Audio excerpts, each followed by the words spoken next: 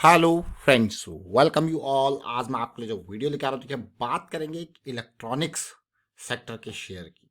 एक छुपा हुआ स्टॉक जो कि आईपीओ आने के बाद लाइमलाइट में नहीं रहा और गायब सा हो गया, लेकिन फिर से लाइमलाइट में आ रहा है ये छुपा हुआ स्टॉक। तो चलिए समझते हैं डिटेल में इस स्टॉक को। प्राइस एक्शन देखते हैं, इसके आईपीओ की डिटेल्स को भी समझने की कोशिश करते हैं। और आगे बढ़ने से पहले मैं आपको बता दूं, अगर आपने अब तक चैनल को सब्सक्राइब नहीं किया तो जल्दी से सब्सक्राइब कर ले, बेल आइकन को प्रेस कर ले, जिससे आपको नोटिफिकेशन आती रहेगी। और प्राइस एक्शन सीखने के लिए आप ज्वाइन कर सकते हो मेंबरशिप ज्वाइन बटन पे क्लिक करके। और प्राइस एक्शन की सीरीज आपके लिए बहुत इंपॉर्टेंट है, बहुत कुछ सीखने को आपको मिलता है प्राइस एक्शन सीरीज से। जरा देखिए, यहाँ पे बहुत बारीकी से बिल्कुल लेमन वाली लैंग्वेज में आपको चीज़ें बता रखी हैं। बिल्कुल V1 से स्टार्ट करके किस तरीके से चार्ट कंपोनेंट्स है, किस तरीके से ट्रेंड है, किस तरीके से मल्टीपल टाइम फ्रेम एनालिसिस है, बिल्कुल बेसिक्स। उसके साथ साथ बीच बीच में आपको intraday, bank Nifty, Nifty, crude oil, natural gas, उन सारे एक साथ डिटेल में एनजीटी और एलजीटी, बहुत इंपॉर्टेंट टॉपिक, सब चीज़ें कवर कर रखे हैं। देखिए, स्टार्ट कीजिए देखना, समझना और प्रैक्टिस करना। प्रैक्टिस बहुत इंपॉर्टेंट है। तो आज हम बात करने वाले हैं जिस स्टॉक की, उसको आप जरा तसल्ली से देखिए। ये इलेक्ट्रॉनिक सेगमेंट में prototyping, PCB assembly, box build, repair and work, test environment, उसके अलावा देखिए आरएफआईडी। आरएफआईडी तो आप सब लोग जानते होंगे। आरएफआईडी के टैग्स आते हैं, इनलेज आते हैं, तो इन सब में ये काम करता है इलेक्ट्रॉनिक सेगमेंट की कंपनी, जिसका नाम है सिरमा एसजीएस टेक्नोलॉजीज लिमिटेड। 5,000 करोड़ का मार्केट कैपिटलाइजेशन, प्राइस मात्र 281 रुपये। अब आपको क्या, 281 रुपये। अब चलते हैं इसके आईपीओ के लेवल पे। चलिए आईपीओ के बारे में जानते हैं। अगर आईपीओ के टाइम पे देखोगे तो 220 पे इशू किया गया था शेयर्स, लेकिन जब आईपीओ हुआ, लिस्टिंग हुआ तो 262 पे ओपन हुआ। यानी कि करंट प्राइस से मात्र 20 रुपये कम का ये प्राइस है। 280-82 का अभी का प्राइस है, 260-62 का ये ओपन प्राइस है। उसके बाद प्राइस ने ज़बरदस्त रैली दिखाई और अब फिर से ये स्टॉक, अब आप इसके रेस्पॉन्स को देखिए। मतलब मार्केट थोड़ा पिछले एक साल में डामाडोल सी रही है, फ्लैट सी रही है। उसके बावजूद देखिए 32 टाइम्स का इसका आईपीओ का सब्सक्रिप्शन, जिसमें क्यूआईबी ने 87 गुना, एनआईआई देखिए 17 गुना, और आप देख सकते हो 5 गुना तो रिटेल ने भी सब्सक्राइब किया। तो अच्छा खासा सब्सक्रिप्शन मिला इसको। और इस सब्सक्रिप्शन के साथ इसको और डिटेल में समझने की कोशिश करते हैं। इसके प्रॉफिटेबिलिटी और रेवेन्यू के ऊपर एक नज़र आप डालिए। 2020 में 862 करोड़ का जो रेवेन्यू, 92 करोड़ का प्रॉफिट। फिर देखिए 886 करोड़ का रेवेन्यू, 69 करोड़ का प्रॉफिट। अभी 2022 में देखिए 1267 करोड़ का प्रॉफिटेबिलिटी और रेवेन्यू के नंबर्स आप देख सकते हो। प्रॉफिटेबिलिटी कितना है, 80 करोड़ के आसपास, और रेवेन्यू 1267 करोड़। आपको क्या, नंबर्स तो अच्छे हैं, लेकिन ये स्टॉक रडार में क्यों आया उसको समझते हैं। और ये देखिए, सीधे आपको चार्ट की तरफ लेके जाएंगे। आप इस चार्ट को देखना और समझने की कोशिश करना। ये स्टॉक रडार में आने का कारण है, सबसे पहले देखिए इसका आईपीओ का प्राइस। ध्यान से देखना, इसका आईपीओ का प्राइस क्या था, 260 पे। कौन सा प्राइस की बात कर रहे हैं हम आईपीओ में, लिस्टिंग प्राइस। और वैसे तो प्राइस 220 था, तो 260 की लिस्टिंग, ये थी 260 की लिस्टिंग। और उसके बाद रैली आई उसी दिन, उसके 2 दिनों में देखिए कहाँ से कहाँ तक ये गया। फिर धीरे धीरे जिसको भी लगा होगा यार बहुत बढ़िया प्रॉफिट हो गया, बुक कर लिया जाए, तो प्राइस आया उसी जोन में। अगर आप इस पूरे रेंज को देखो तो 250 से 260 की ये जोन देखिए, बहुत ही बढ़िया प्राइस यहाँ तक जाता है, रिजेक्शन मिलता है, प्राइस वापस ऊपर आता है।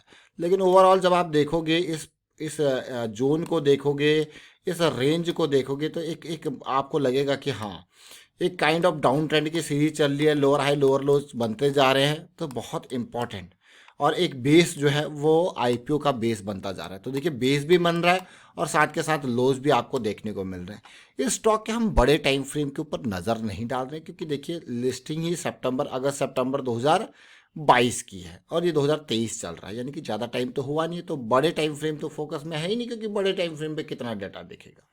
आप ये देखिए, अब ये धीरे धीरे करके यहाँ से फिर से मोमेंटम को पकड़ता हुआ, तो हम इसके छोटे टाइम फ्रेम को देखेंगे। बड़े टाइम फ्रेम को करते हैं इग्नोर, वीकली चार्ट पे भी लगा देते हैं छोटा टाइम फ्रेम, यानी कि आवरली का चार्ट। अब आप देखिए आवरली के चार्ट पे एक पॉजिटिविटी, एक बुलिश स्ट्रक्चर, और एक उसके बाद एक करेक्शन। तो जो ये करेक्शन चल रहा है बहुत ही इंपॉर्टेंट, मैं कहूँगा थोड़ा और करेक्शन आ जाए तो मज़ा आ जाए। फिर से वही लेवल 260-62 का मिल जाए तो मज़ा आ जाए। देखिए एक्सपेक्टेशन यही रहेगी, लेकिन कंसोलिडेशन यहाँ पे देखने को मिल रहा है, जो कि एक की लेवल पे कंसोलिडेशन है, बहुत इंपॉर्टेंट कंसोलिडेशन, एक जोन बनाता हुआ। देखिए क्यों मैं इसको छोटे टाइम फ्रेम पे लाया, आप रिलेट कर सकते हो, आप समझने की कोशिश यहाँ पे कर सकते हो।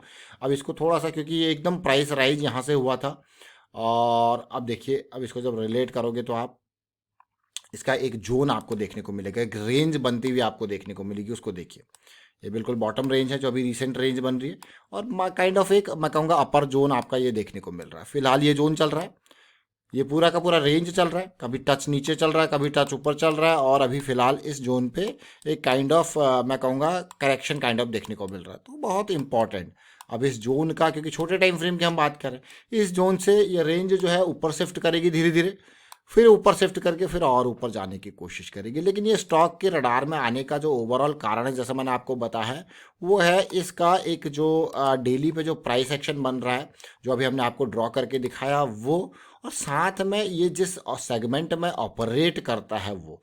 अब आप कहोगे यार कौन से सेगमेंट में ऑपरेट करता है, ये इलेक्ट्रॉनिक्स सेगमेंट में ऑपरेट कर रहा है। इलेक्ट्रॉनिक्स यानी कि chip manufacturing, chip assemblies, motherboard की बात करो आपने सुना होगा, अगर आप थोड़ा बहुत इलेक्ट्रॉनिक्स इंजीनियरिंग का कॉन्सेप्ट्स आपने पढ़े हों, जहाँ पे आपने ब्रेड बोर्ड्स के बारे में सुने हैं, जहाँ पे आपने चिप डिजाइनिंग के बारे में सुना है, VLSI एंड ऑल उनके बारे में पढ़ा होगा, सुना होगा, तो ये उस सेगमेंट में ऑपरेट कर रहा है।